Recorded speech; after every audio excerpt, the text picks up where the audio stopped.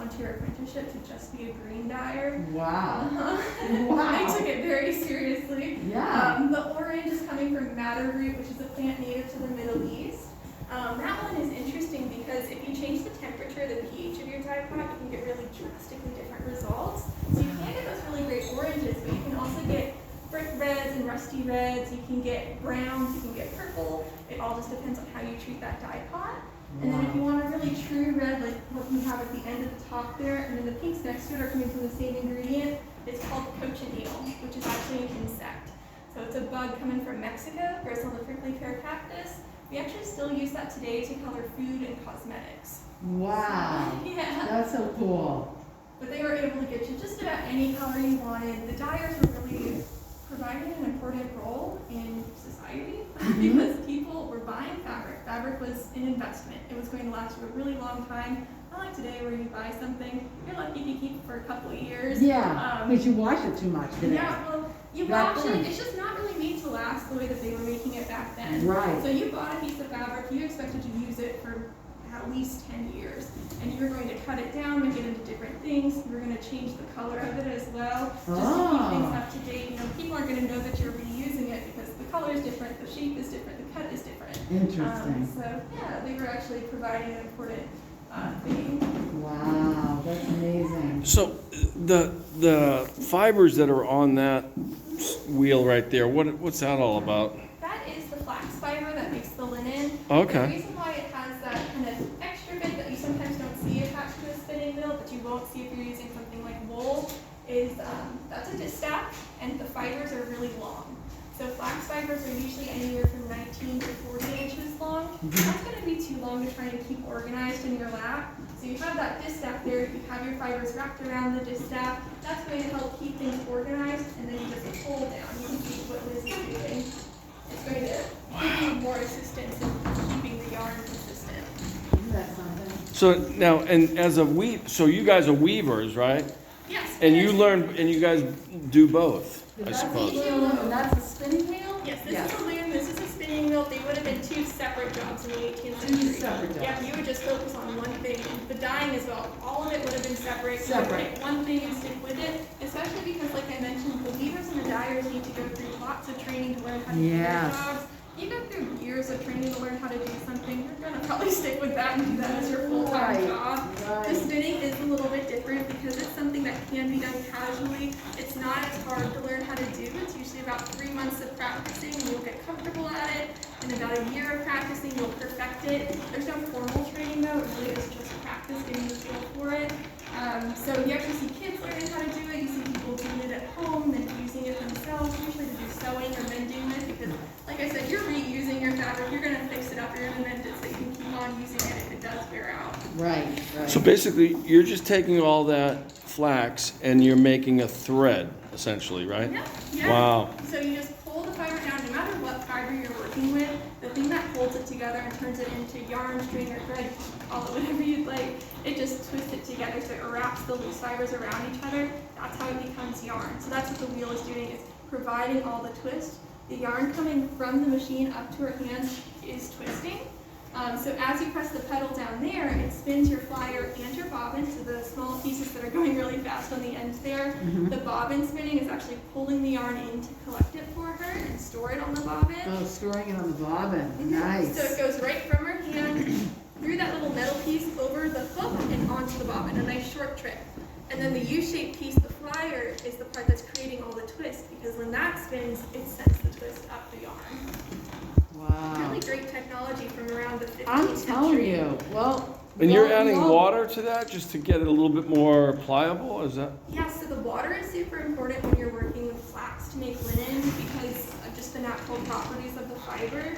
It comes from this plant here that's hanging up on the wall, and originally its job inside the plant is to draw moisture from the soil and bring it up through the plant. So you actually have to break those stems open and scrape them all away to be left with the fiber. We saw a little bit of that in Oh. Jamestown or York. Yeah. So, you know, it's still a lot of processing to do that. It's actually really similar to, I kind of think of it like celery. When you bite into celery, it's Yes. got fibers in it, just like that. Wow. So, Yeah. Good. So it draws Good the analogy. moisture up, and it has those moisture wicking properties, which is really great when you actually make it into fabric and in clothing especially, Yeah. especially here in Virginia in the summertime. I want to be wearing layers of linen. I don't want any other fibers on me. Right. But when you're spinning with it, it still has those moisture wicking properties. So if you have a whole bunch of that fiber passing through your hands all day, it's going to dry them out. It's going to, crack them and cut them. So keeping the water there, you just dip your fingers in, it's going to keep the moisture on the plant. It's going to really help you out. Ah. All of the other fibers are really soft to work with, except probably hemp. I've never spun hemp, but it's similar to the flax, so I imagine it's a similar Interesting. process. But we work with wool a lot. Wool has lanolin in it, which is naturally moisturizing, which sounds super nice. We have cotton, but cotton's super soft. It just runs right through your hands, no issues. Ah. So what are you making over here? So this is some cotton hand towels in a pattern called M's and O's. So this texture design here is what the M's and O's is. It almost looks like a honeycomb to me, or a checkerboard. Yes. So all of that design, that texture in there is dependent on how I thread the loom, how I pull all of those yarns through the harnesses in what order. So each yarn has to be pulled through one of these petals, just one at a time, to connect each yarn to one harness. The harnesses are connected to the petals down at my feet, and then the yarns are also brought through this metal comb here, which is called the reed, and that's going to set the width and the density of my fabric. So that's the hardest part of weaving, is setting it all up. Getting it all set up. Set up. Right. So, like I said, 540 yarns across the back there. It's usually about an hour for every 100 yarns that you have. So it was a little less than 6 hours to set it up. Oh. And this is a pretty narrow piece of fabric, so we think that's pretty reasonable time. Right. But the actual weaving part is a little bit simpler. It's actually the easier part in comparison. So what I'm going to do is I'm going to press my petals, and I just have to figure out where I am in the pattern. Alright. So I'm going to press petals 3 and 4. You can see that pulls harnesses 3 and 4 down, and 1 and 2 are going up. So the yarns are just going to follow whichever harness you connect them to, which gives me this opening in the middle called the shed. Then I'll take my shuttle, which has the yarn inside of it, pass it through the shed. It leaves a trail of yarn all the way across.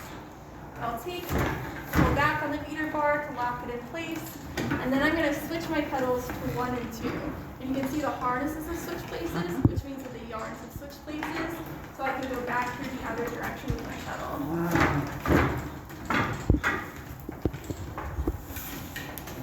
So usually you can make about a yard of fabric in an hour working at a loom like this. This is 11th century technology, so they had improved upon this design by the 18th century. But like I said, here in Virginia, weaving wasn't a big industry, so we didn't really have the most high-tech stuff. Wow.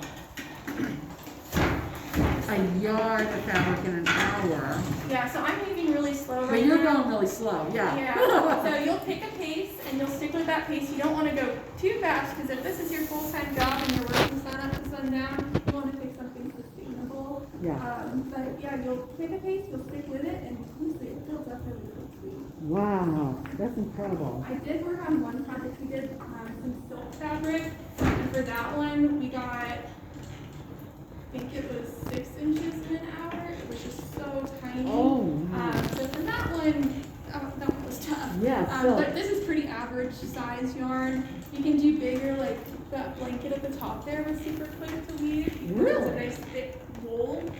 So that one builds up a little faster, but on average, it's about a yard an hour. So how long will this towel be? And will you cut it into sections? Or? Yeah, so as we're going, we're actually doing stripes on either side. So you can see this is actually the second stripe in this towel. The first one is down here. This is the stripe on the other towel, so we'll cut it right here and just do the hems on either side. These edges here, you don't have to do any hems. These are called self edges or selvages. So just the nature of weaving, the yarn wraps around the edge there, and it's nice and stable. So how back in the day did they hem? By hand? Yeah. By hand. By hand. Like no machines. Yep. Yeah. Everything was done by hand. Yep. But it's super quick. We usually do the hems ourselves. Honestly, as a weaver, my job really would just be making the fabric. Yeah. So that's all that we did. So how long does it take for you guys to learn to do all these? Amazing. We still do the apprenticeship. So it's still about 5 years to become a journeyman and move on from being an apprentice. But I'd say it's usually a couple That's of months in beautiful. the shop before you really feel comfortable in all the aspects that we talk about. And And I would say it's definitely the full apprenticeship before you really, learn all of the skills that you need to know. So I've been here for about 3 years. I'd say I'm about halfway through the skills that I need to know. But just being around the other apprentices, we have a master of the shop, we've had a couple journeymen. You just hear a lot of information. You get really comfortable around all of this. Oh, that's wonderful. That's fantastic. And in the summertime, when it gets really busy, you have to keep on stopping like you're doing now. So it takes you forever to Well, do you something. have set up tours, like Yeah. separate times that So you we'll start do and different stop. things. So actually for our winter hours, we have a new schedule where we actually have a day that we come into work, but the shop isn't open, so we can really focus on getting stuff done. Good, good. We also, usually when we have more staff, we can have someone talking and someone reading and someone Perfect. spinning. I was gonna say, there's no way you'd get everything But done. we aren't trying to meet any quotas or anything. Okay. So our job really is just talking to you guys. That's our biggest thing, is we just want to share the The information. history. It's very good. So It's we very good. are weavers, but we're also interpreters, and that's Yeah. really what we focus on. So if we don't get a whole lot done, that's okay, as long as we, at least taught somebody something. Yeah. That is so cool. Well, you taught me a lot. Now, will that thread be used in another project that you're going to use down the road, pretty much? Most likely. It's actually, yeah, we're gonna be making some towels for the farmer Ed and farmer Mike. Because they actually extracted this fiber from the flax plants.